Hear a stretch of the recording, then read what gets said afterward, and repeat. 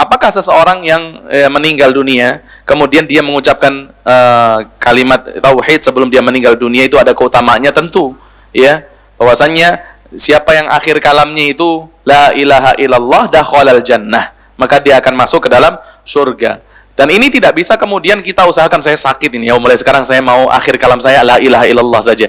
Ini nggak bisa, amalan yang kemudian instan kita laksanakan ketika kita nggak bisa. Tapi ini adalah buah daripada apa? Keistiqomahan kita ketika kita hidup di atas dunia. Ketika istiqomah, insya Allah Allah tidak akan kemudian tidak akan kemudian menjadikan kita meninggal dalam kondisi suudzon, padahal kita hidupnya dalam kondisi istiqomah. Maka hendaknya ketika seorang sehat, ketika seorang itu mukim, ketika sehat, ketika dia dalam kondisi lapang, dia memperbanyak amal ketaatan kepada Allah, supaya ketika sakit, Allah berikan kemampuan dia untuk apa? Ya, mengucapkan kalimat thayyibah. Karena banyak orang ketika sakit justru ngeluh, betul gak sih? Aduh, Imam Ahmad pernah, ketika dia sakit, datang seorang sahabatnya, dalam kondisi Imam Ahmad itu mengatakan, gitu. Kemudian dikatakan, ucapanmu ini bisa saja dianggap sebagai bentuk keluhan. Maka kemudian Imam Ahmad tidak pernah mengucapkan yang namanya apa?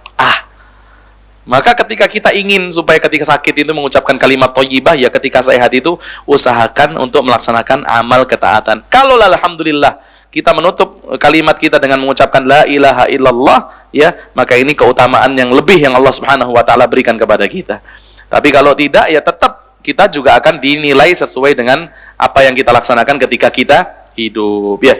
Dan Rasulullah memerintahkan kita untuk mentalkinkan orang yang akan meninggal dengan ucapan la ilaha illallah. Tidak seperti prasangkaan banyak orang mengatakan, kalau sakitnya keras jangan la ilaha illallah. Kenapa? Takutnya nanti kalau la ilaha meninggal, wah, dia mengatakan tidak ada ilah gitu ya. Iya kan, betul ya? Maka oke, kalau gitu kita mentalkinkannya ucapkan Allah, Allah, Allah gitu ya. Ada orang ngomong gitu. Padahal ini sebagai bentuk suudzon sama Allah, betul nggak? Dia suudzon sama Allah. Jangan sampai dia ketika ngomong la ilaha kemudian meninggal. Ya nggak boleh, kita harus husnudzon sama Allah, berbaik sangka. Dan ajarkan seperti yang diajarkan oleh Rasulullah.